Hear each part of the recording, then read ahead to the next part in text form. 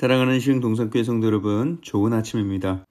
오늘 하루가 주님의 말씀에 순종하여서 깊은 곳에 그물을 던지는 하루가 되시길 바랍니다. 그래서 여러분들의 삶에 풍성한 열매를 거두게 되기를 축복합니다. 어제 주일에 나누었던 영국의 선교사 C.T. 스터드 선교사님의 명언을 다시 한번 상기하길 원합니다. 인생은 한 번뿐이고 그마저도 곧 지나가리라. 그리스도를 위해 행한 일만 남으리라. 단 한 번 사는 인생 굉장히 빠르게 지나가 버릴 텐데 그 중에 남게 되는 것, 의미 있다고 여겨질 만한 것은 오직 그리스도를 위해 행한 일만 남게 된다라는 거예요. 매일 반복되는 일상이라 할지라도 오늘 하루를 온전히 그리스도께 바쳐지는 시간으로서 하나님의 영광을 위한 시간으로서 사용할 때 당신의 오늘이 상당히 의미 있는 하루가 될 것을 믿습니다.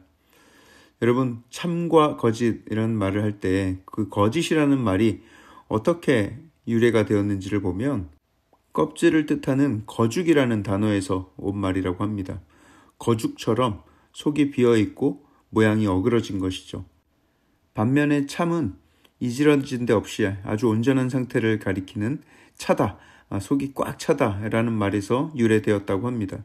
속이 꽉 차 있어야 그 자루의 모양이 어그러지지 않고 온전한 모습이 되는 것이죠.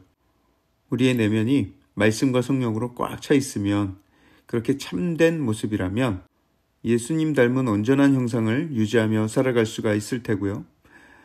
또 말씀도 없고 성령도 없고 헐랭이 같은 모습이라면 그 모습이 늘 흐트러져서 이리 나부끼고 저리 나부끼는 그런 거죽과 같은 모습, 거짓된 모습으로 살아가게 될 것이에요.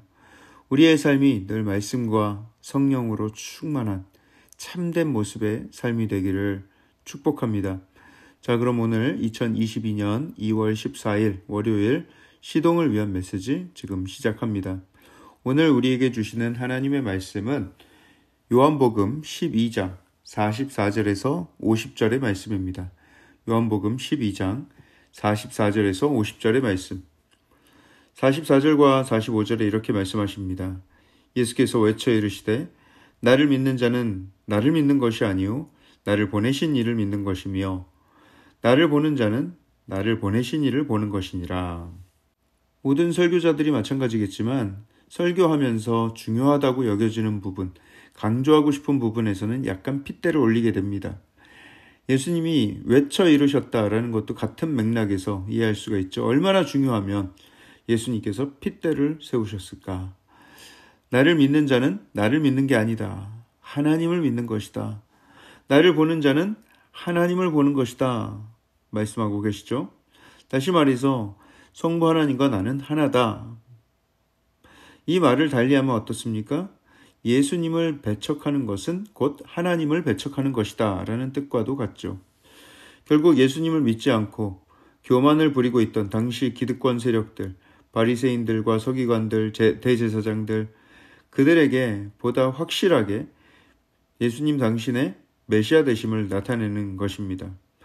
하지만 그들은 오히려 예수님의 이런 말씀을 신성모독이라고 여기고 이것을 빌미삼아 예수님을 더 미워하게 되고 아예 죽일 생각을 하게 되죠. 같은 메시지를 듣고도 내가 그 말씀을 받아들일 그 마음밭이 잘 준비되어 있지 않으면 이처럼 다 튕겨나가게 되는 것입니다. 반면 이 말씀을 듣고 예수님을 더욱더 열심으로 따르는 사람들도 있었죠. 좋은 밭에 떨어진 씨는 아름다운 성령의 열매, 구원과 사랑의 열매가 맺히게 됩니다. 46절도 보시면 나는 빛으로 세상에 왔나니 물은 나를 믿는 자로 어둠에 거하지 않게 하려 함이로라. 성경은 종종 이 세상 그리고 이 세상에서 살아가는 사람들을 어둠으로 묘사하고 있습니다. 그런 반면에 예수님과 예수님을 통해 구원받은 백성을 빛으로 묘사합니다. 성경에서 말하는 모든 빛의 근원은 창조주 하나님이시죠. 빛이 있으라. 하나님이 말씀하셨을 때 흑암과 어둠뿐인 세상에 빛이 찬란하게 비치게 되었는데 여러분 그것을 잘 묵상해 보면 하나님 말씀의 권세가 얼마나 가공할 만한 것인지에 대해서 우리가 생각을 할 수가 있습니다. 엄청난 능력이 하나님의 음성에 담겨서 어둠을 비추는 빛이 생겨났다는 사실. 그런데 다시 죄로 인해서 영적으로 더럽혀지고 우리의 영혼이 어두워졌을 때 다시 빛으로 세상을 구원하시려고 예수님께서 오신 것이죠. 이제 영적인 눈이 어두워서 보지 못하는 수많은 사람들에게 밝은 빛을 비추어 보게 하시고 깨닫게 하시려는 것입니다. 요즘 제가 전혀 엄두를 못 내고 있지만 예전에 한참 아이들 데리고 캠핑 다니던 때에 아주 성능이 뛰어난 플래시라이트를 사용하고 있었습니다. 친근한 발음으로 하면 후라시죠. 후라시. 아주 밝은 LED 플래시가 있었습니다. 집안에 불을 끄고 그것을 켜놓으면 아주 작은 먼지 하나하나가 다 보입니다. 아니, 우리 집에 이렇게 구석구석 먼지가 많았어? 청소기가 지나가지 않은 자리는 물론 방금 청소를 한 자리에도 금방 먼지가 그렇게 묻더라고요.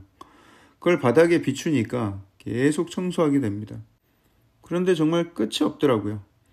야, 이런 밝은 빛을 비추지 않고 살아서 그렇지 정말 우리가 엄청난 먼지 속에서 살아가고 있구나, 이걸 깨닫게 되었습니다. 에이, 목사님 가정에서 청소를 제대로 안 하셨나 보죠. 우리 집은 먼지 많이 없는데 하는 분이 계시다면 저를 한번 초대해 주세요. 제가 저희 집에 있는 그 LED 플래시 가져가가지고 제가 확인시켜 드릴게요. 여러분, 어제도 우리가 예수님 앞에서 죄인임을 고백하고 예수님 제발 저를 떠나주세요 고백했던 그 베드로의 모습을 함께 나누었는데요. 그렇습니다. 우리는 예수님 앞에서 그 찬란한 빛 앞에서 우리의 추악한 면모가 다 드러나게 돼 있어요. 평소에는 별다른 죄책감도 못 느끼고 죄를 지어도 내가 얼마나 어둠 가운데 살고 있는지, 내가 얼마나 추악한 존재인지 잘 깨닫지 못하고 살아가게 되죠. 하지만 빛이신 예수님, 그 찬란한 빛 앞에 서면 우리의 내면의 그 모든 더러움과 추악함이 다 보이게 되는 거예요. 그렇게 되면 그 앞에 바짝 엎드려서 회개하고 부끄럽고 그분을 두려워할 수밖에 없는 것입니다. 그때 우리는 두 가지 반응을 보일 수가 있어요. 그 발견된 더러운 죄를 주 앞에서 회개할 것인가, 아니면 빛을 피해서 어두운 곳으로 들어갈 것인가. 우리의 영혼에 빛을 비추어 주신다는 것은 우리를 구원하시기 위한 예수님의 초대입니다.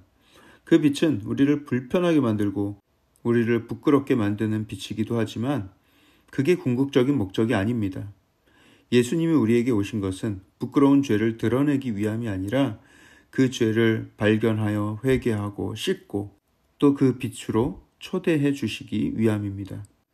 말씀으로 성령으로 충만하게 차 있는 참의 인생, 또한 밝은 빛에 거하며 빛 대신 예수님을 닮아가는 인생, 그것이 그리스도가 우리에게 회복하길 바라시는 궁극적인 모습임을 기억하면서 오늘 예수님의 빛을 가득 품고 살아가는 저 여러분들 되길 주님의 이름으로 축복합니다.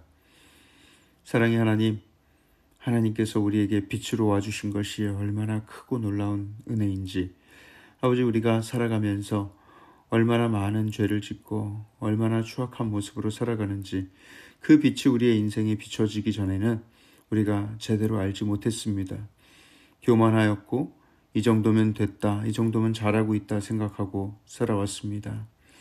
하지만 하나님, 우리가 하나님 앞에서 얼마나 큰 죄인인지를 깨닫게 해주시고 회개하게 하시고 주님을 만나고 또 그 빛 안에 거하게 하신 것을 감사를 드립니다. 이제 우리에게 빛을 비추어 주신 예수님을 닮아 거룩한 삶을 살게 하시고 아버지, 다시 어둠으로 들어가는 일이 없도록 주님 우리를 지켜보호하여 주시옵소서. 우리에게 와주신 예수님, 은혜 주신 예수님 감사합니다. 이 모든 말씀을 살아계신 예수 그리스도 이름으로 감사하며 기도합니다. 아멘.